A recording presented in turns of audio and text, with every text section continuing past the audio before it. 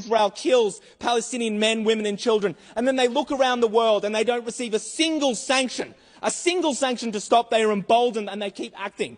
I mean, this motion is a joke. It is a joke as part of a peace process. What peace process? Israel is carrying out a genocide. Israel is carrying out a genocide in Gaza. It's not a peace process.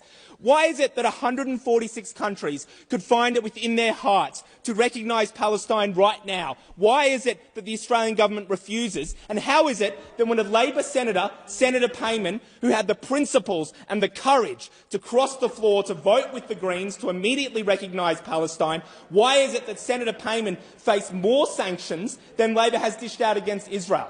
What do you all do? What does this Labor government do? They can recognise Israel, but they can't immediately recognise Palestine. You can't end Toowoomba's arms trade. You can't cancel the Elbit Systems contract. You can't sanction Israel, and you should all be deeply, deeply ashamed.